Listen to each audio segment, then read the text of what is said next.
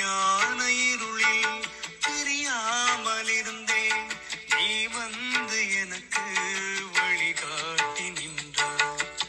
உன்னை பல ஜென்மமாகவே நான் கூட யார் என்று அறியவில்லையே.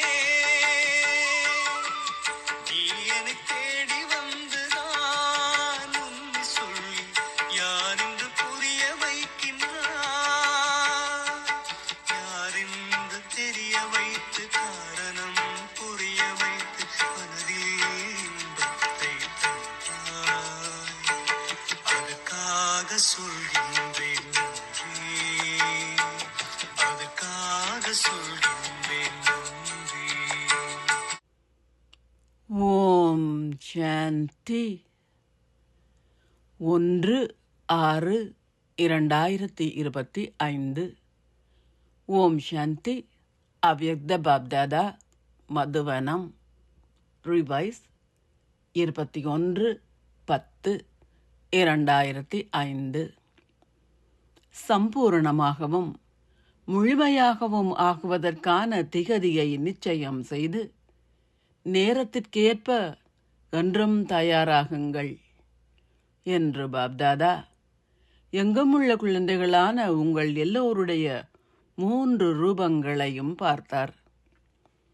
எப்படி நீங்கள் தந்தையின் விசேடமான 3 உறவு முறைகளையும் நினைக்கின்றீர்களோ அதேபோல் பாபா குழந்தைகளான உங்களின் 3 ரூபங்களையும் பார்த்து மகிழ்ச்சி அடைகின்றார்.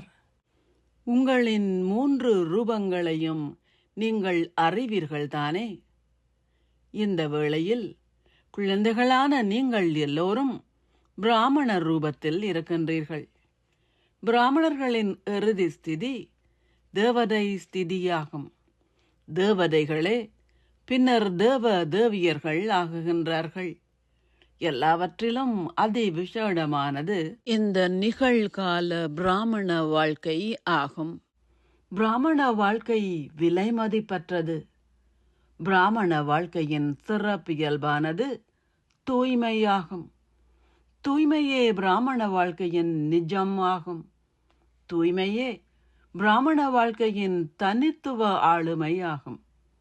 தூய்மையே சந்தோஷத்தினதும் அமைதியினதும் தாய். எந்த அளவிற்கு உங்களிடம் தூய்மை உள்ளதோ அதற்கேற்ப உங்களின் வாழ்க்கையில் இயல்பான முறையில் சந்தோஷமும் அமைதியும் இருப்பதுடன் அது உங்களின் சுபாவம் ஆகிவிடும். தூய ஆத்மாக்களின் இலட்சியம் பிராமணர்களில் இருந்து தேவர்களாகுவது அல்ல, ஆனால் முதலில் தேவதைகள் ஆகி பின்னர் தேவதைகளில் இருந்து தேவர்கள் ஆகுவதாகும். எனவே பிராமணர்கள் தேவதைகள் ஆகுவார்கள், தேவதைகள் தேவ தேவியர்கள் ஆகுவார்கள். பாப் தாதா குழந்தைகளான உங்களின் இந்த 3 ரூபங்களையும் பார்க்கின்றார். உங்களின் 3 ரூபங்களும் உங்கள் எல்லோரின் முன்னாலும் வருகின்றதா? அவை வருகின்றனவா? நீங்கள் ஏற்கனவே பிராமணர்கள் ஆகிவிட்டீர்கள். இப்போது உங்களின் இலட்சியம் தேவதைகள் ஆகுவதாகும். இது உங்களின் இலட்சியம்தானே? நீங்கள் நிச்சயமாக தேவதைகள் ஆக வேண்டும். ஒரு தேவதையின் எத்தனை சிறப்பியல்புகள் உங்களின் வாழ்க்கையில் புலப்படுகின்றன என சோதித்து பாருங்கள். தேவதை என்றால் இந்த பழைய உலகிற்கும் பழைய சம்ஸ்காரங்களுக்கும் எந்தவிதமான தொடர்பும் அற்றவர் என்று அர்த்தம்.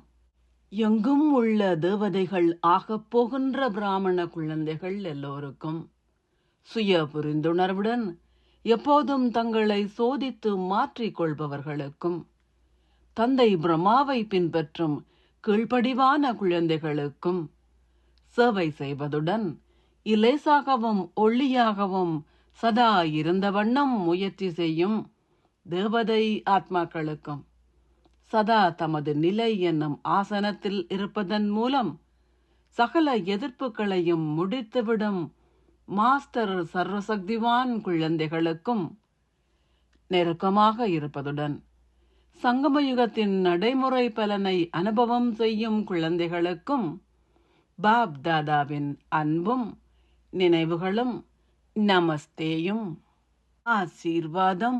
நீங்கள் எல்லோருக்கும் நலம் விரும்புபவர் ஆகுவதுடன் உங்களுக்காகவும் சாதகமான எண்ணங்களை கொண்டிருப்பதன் மூலம் வெளிப்படுத்தலுக்கான நேரத்தை நெருக்கமாக கொண்டு வருவீர்களாக. நீங்கள் செய்யும் சேவையின் வெற்றிக்கான அடிப்படை நல்லாசிகளுக்கான மனோபாவத்தை கொண்டிருப்பதாகும். ஏனென்றால் உங்களின் இந்த மனோபாவம் மற்றவர்கள் அதை கிரகிப்பதற்கும் மேலும் அறிந்து கொள்வதற்குமான சக்தியை அதிகரிக்கும். இந்த முறையில் வார்த்தைகளால் சேவை செய்வது இலகுவாக வெற்றி நிறைந்தவர் ஆக்கும். தனக்காக சாதகமான எண்ணங்களை கொண்டிருக்கும் ஓர் ஆத்மா எப்போதும் மாயையால் பாதிக்கப்படாதவராக இருப்பார். அத்துடன் எவரின் பலவீனங்களை கிரகிப்பதில் இருந்து அல்லது எவரால் அல்லது எந்த ஒரு உடைமையால் கவரப்படுவதில் இருந்து பாதுகாப்பாக இருப்பார். நீங்கள் இந்த 2 ஆசீர்வாதங்களையும் உங்களின் நடைமுறை வாழ்க்கையில் கடைபிடிக்கும் போது வெளிப்படுத்துகைக்கான நேரம் வந்துவிடும். ஸ்லோகம்: உங்களின் எண்ணங்களையும் அர்ப்பணியுங்கள். பலவீனங்கள் அனைத்தும் இயல்பாகவே உங்களை விட்டு நீங்கிவிடும். அவ்யக்த சமிக்ஞை: ஆத்ம உணர்வு ஸ்திதியில் இருப்பதை பயிற்சி செய்யுங்கள். அகநோக்கில் இருங்கள். இறைவனின் அன்பை அனுபவம் செய்வதற்கு அகநோக்கில் இருக்கின்ற உங்களின் சரீரத்தில் இருந்து பற்றற்று இருக்கின்ற பயிற்சியை அதிகரித்து ஆத்ம உணர்வு ஸ்திதியில் ஸ்திரமாக இருங்கள். சதா அகநோக்கு குகையில் இருங்கள். நீங்கள் தொடர்ந்து இந்த பழைய உலகின் சூழலுக்கு அப்பால் செல்வீர்கள். நீங்கள் சூழலால் பாதிக்கப்பட மாட்டீர்கள். ஓம் சாந்தி. நன்றிகள் பாபா.